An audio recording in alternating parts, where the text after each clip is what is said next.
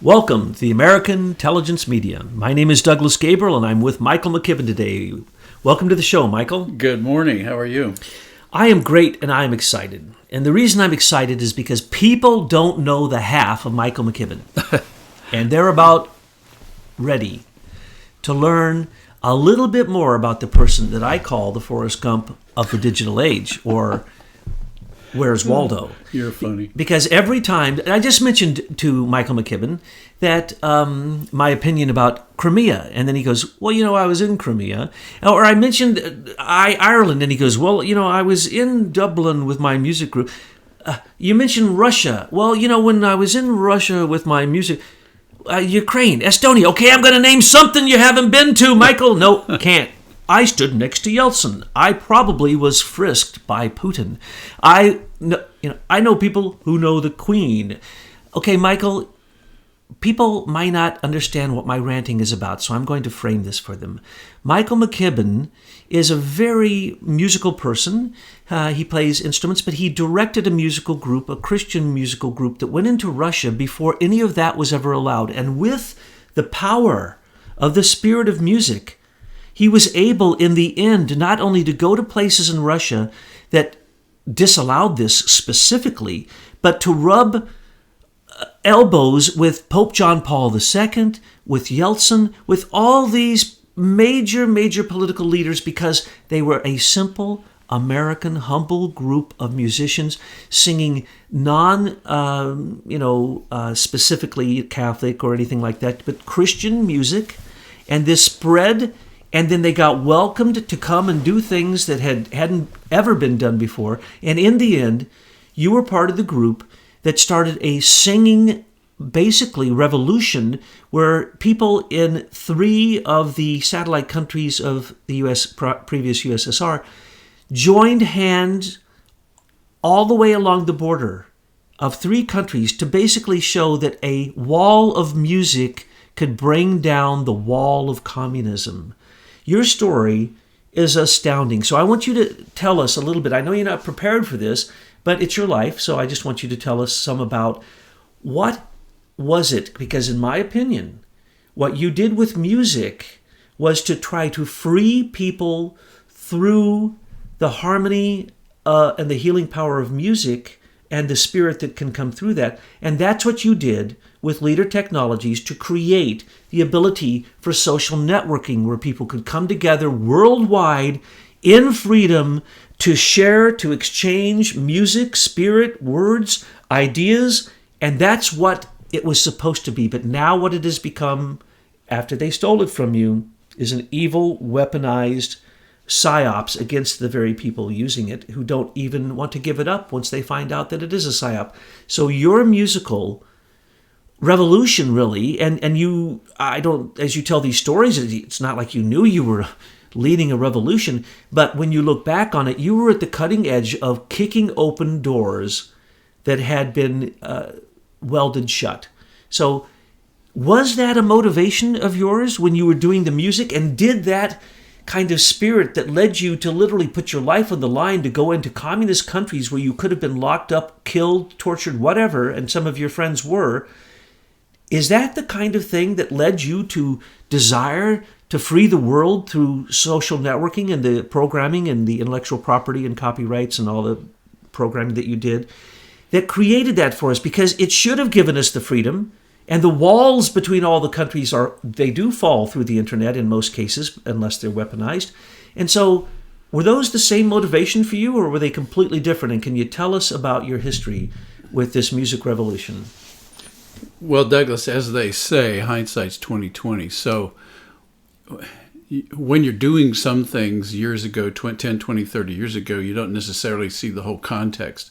But when you look back at it and then see what happened subsequently, then things start to come into focus. And I would say in general, yes, the experiences that I had as a part of this gospel music group, doing contemporary music and traveling in something like 27 different countries, did give us, and I was just one of a whole group of people, so there were a lot of brave individuals involved with this organization, did give us a perspective about humanity, about spirituality, about the different political and cultural climates around the world that did motivate me to try to see how technology could be used to call mankind to his and her higher self. And so I didn't know exactly what that meant when we started working on what became social networking, but we were just trying to solve a collaboration problem, technically. So there was a lot of engineering involved in the 90s that led to the invention of social networking. But at the time, we were just trying to figure out how to help people communicate on a global scale without the constraints of having to wait for a letter to arrive somewhere else and somebody to answer it. The idea that you could have this instant communication with people all over the planet was intriguing as a way to help people raise their level of consciousness.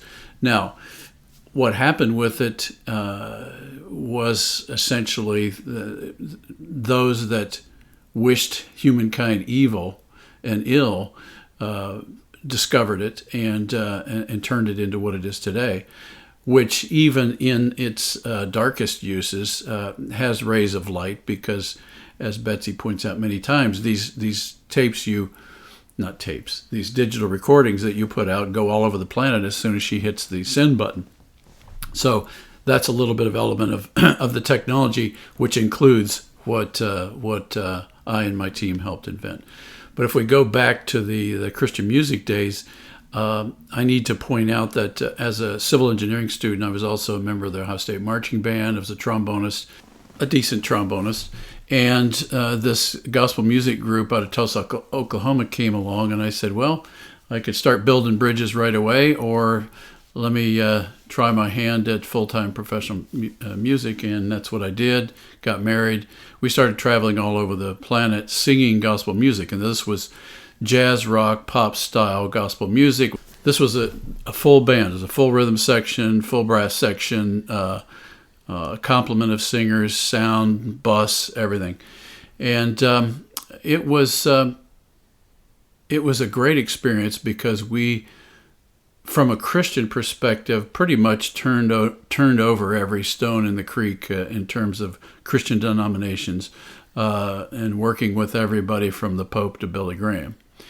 And so in doing so, what I recognized, and we recognized, is that the Christian world, even though it looks like it's fragmented and there's lots of different denominations and traditions, pretty much all believe the same thing. And that Jesus Christ came to this world to save sinners, of whom I am first. And so that was basically our message. And it was a very simple message, very straightforward. We were young 20-somethings, just trying to plant seeds of goodness and hope and faith in the world. So we had no ulterior motive. That was the motive. And so in doing so, we got invitations to sing in a lot of different places. Churches, schools, prisons, hospitals. We sang in all over the UK and Northern Ireland. We did concert halls. I spoke at Canterbury at a Anglican International Conference. We worked in Sweden, all over Germany, and then we felt a special calling to go behind the Iron Curtain. And this was back when Leonid Brezhnev was the premier of the Soviet Union. And so we started working on concerts in Eastern Europe, and one of the special places for us was Poland. And so we very quickly met the leaders of the Polish Catholic Church, Cardinal Stefan Wyszynski and Cardinal Karol Wojtyła, and they invited us to come to a sacred music festival called Sacrisong, which they held every year. And so we went back and we sang every night in churches, inside, outside. Usually the venues were packed. People were standing up shoulder to shoulder. It wasn't uncommon to have 15,000, 20,000 people in a concert.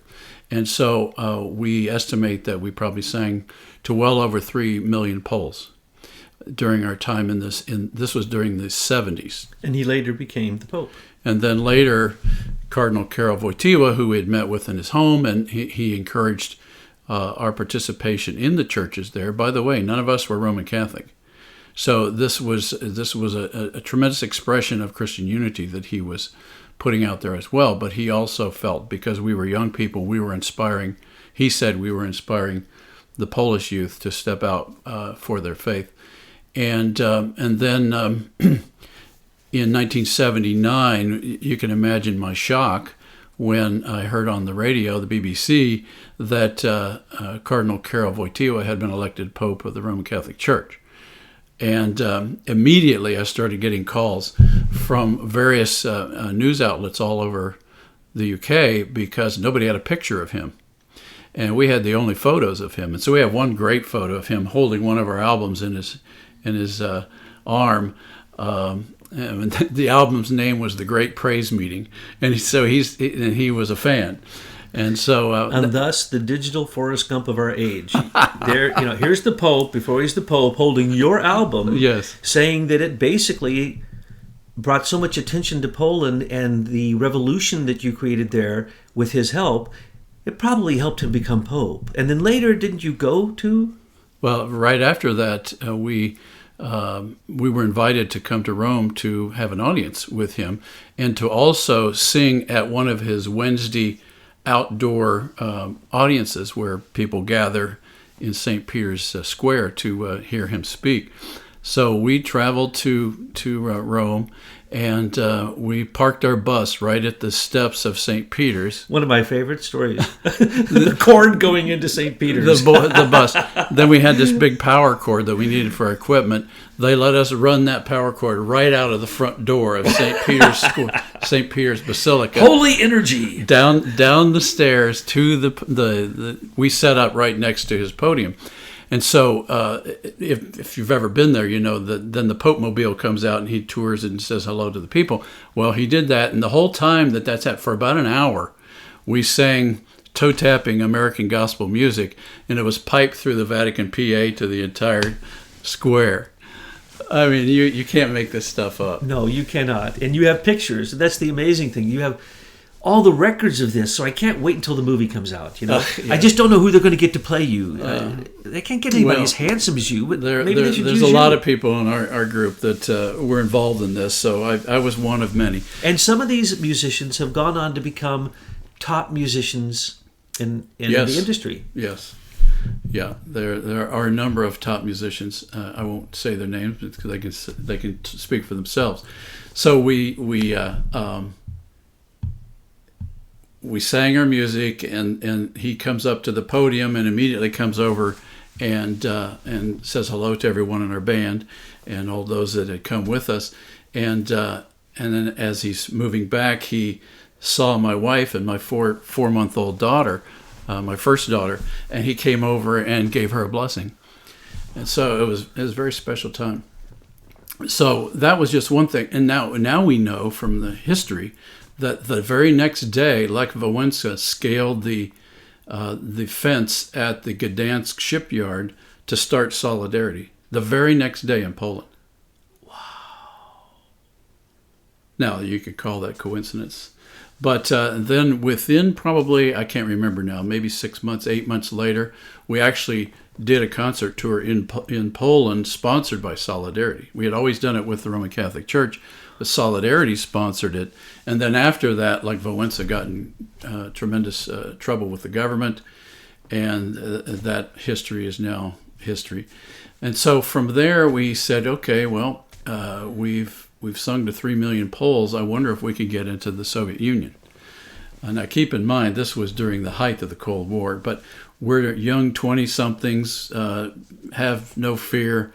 So we said, okay, let's try. So we tried, we got in, we started working with members of the, I would say they would be members of the underground church, but some of them were part of the official churches as well.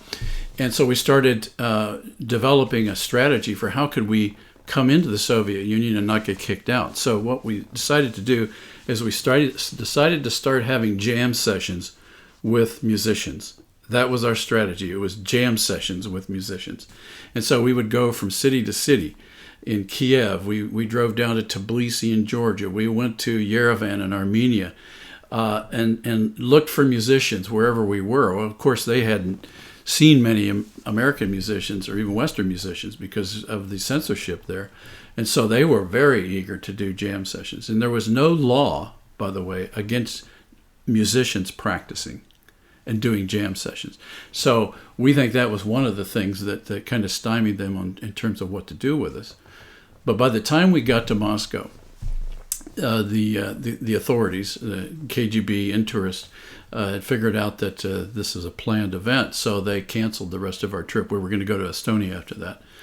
And our translator, who had helped us set that up, one of those translators ended up, after he set up these concerts in Moscow, ended up in prison twice for this activity. So this had consequences for them. But when we got to Moscow, we arrived there very late at night, and the band had gone to bed. And in the middle of the night, they were awakened and said, "Look, the people are still waiting for you to come and do this jam session." And so got dressed, went over to a club called the Red Star Club, and about 200 to 250 of the Soviet Union's cultural elite were sitting there waiting to hear this American band jam with their top rock group. Or no, that was the first night, was their top jazz group, Arsenal, and Alexei Kozlov, their top saxophonist, a fantastic musician. So anyway, we jammed all night with this band, and in between, interspersed with the music, various ones of our group got up and talked about their experiences at becoming Christians and accepting Christ into their life, and it was very well received. The next day, we didn't know what was going to happen.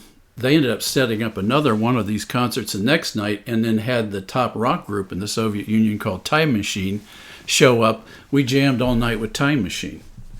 And again, another 200 or 300 people were at this, and people from the Bolshoi Ballet. I mean, we're talking about the top people in Russian culture.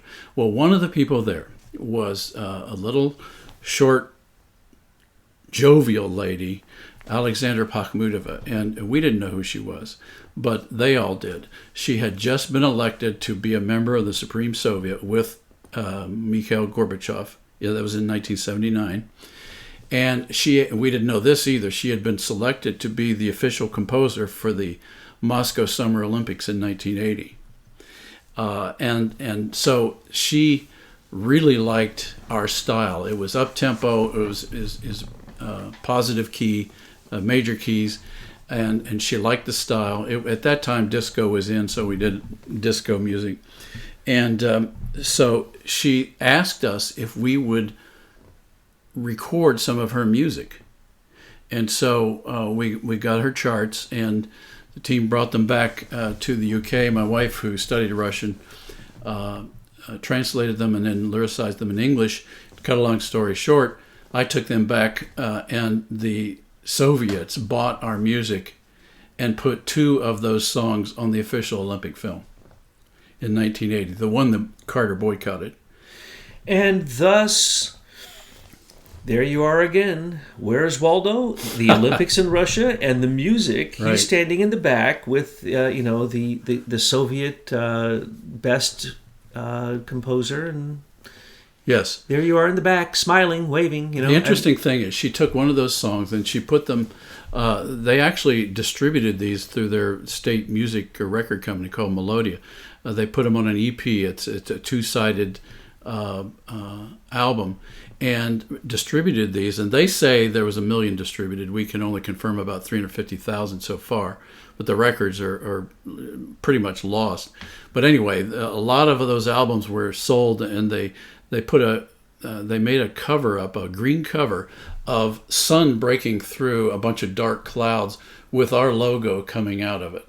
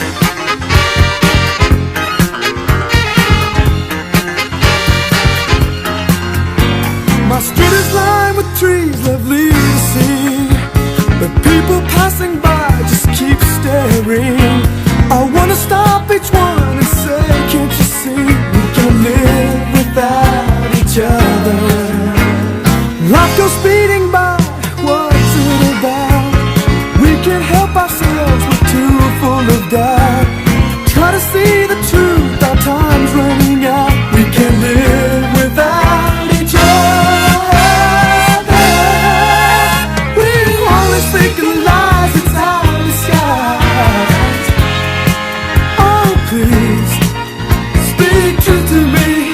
Be strong, be wise. Oh, please, speak truth to me. Be strong, be wise.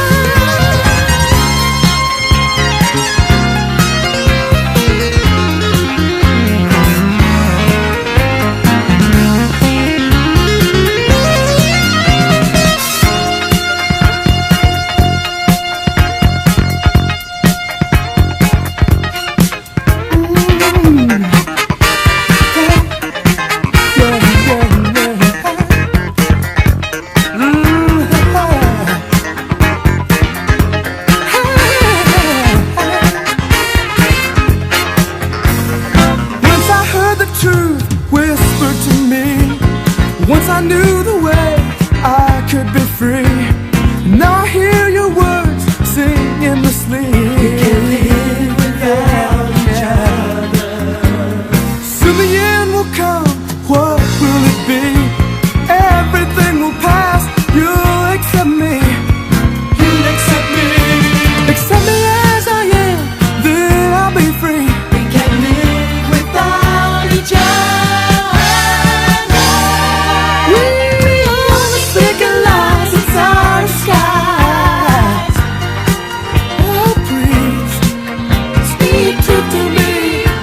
Strong, be wise.